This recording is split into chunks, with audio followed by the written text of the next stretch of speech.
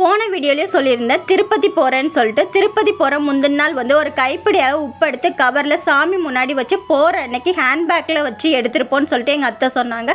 So அதே மாதிரிக்கு நான் எடுத்துகிட்டு போய் சாமினா கும்பிட்டு வந்து வீட்டுக்கு வந்து அந்த பழைய உப்பு டப்பா இருக்கும்ல, ஸோ அதில் கலந்து வந்து வச்சாச்சு. இந்த உப்பு வந்து தீரக்கூடாதாமா, நம்ம வந்து இதை இப்படி வச்சா வந்து செல்வம் வந்து பெருகுமா, நான் வச்சுருக்கேன் செல்வம் பெருகுதான்னு சொல்லிட்டு பார்க்கலாம். ஸோ திருப்பதி கோயிலில் வந்து கப் சாம்பிராணி இந்த ஊதுபத்தி இதெல்லாம் வச்சுருந்தாங்க. நான் கப் சாம்பிராணி வந்து வாங்கிட்டு வந்தேன். அடுத்த வீடியோவில் இது எப்படி இருக்குன்னு சொல்லிட்டு சொல்கிறேன். ஸோ அதுக்கப்புறம் திருப்பதி போனால் என்ன லட்டு தானே, கன்ஃபார்மாக லட்டுனா வாங்கிட்டு வந்தாச்சு. ஸோ அன்றைக்கி வந்து காலையில் வந்து லேட்டாக ஒரு 3 மணிக்கு தான் வந்தோம். ரொம்ப டயர்டாக இருந்துச்சு. அதனால் ஒரு 12 மணி போல் தான் எழுந்திரிச்சோம். சரி மதியானம் லஞ்சு வந்து செய்யலான்னு சொல்லிட்டு ஒரு வந்து என்ன ப்ரிப்பேர் பண்ணியிருந்தேன்னா வெஜ் பிரியாணியும் சாம்பார் தான் பண்ணோம். என்னடா வெஜ் பிரியாணியும் சாம்பார் காம்பினேஷன் வேறு மாதிரி இருக்குல்ல, என்னோட ஹஸ்பண்டோட வேலை தான். இதை வச்சு தான் சாப்பிட்டாச்சு. உங்களோட லஞ்ச் என்னன்னு சொல்லிட்டு கீழே மறக்காமல் கமெண்ட் பண்ணுங்கள். இந்த வீடியோ பிடிச்சா லைக் பண்ணுங்கள்.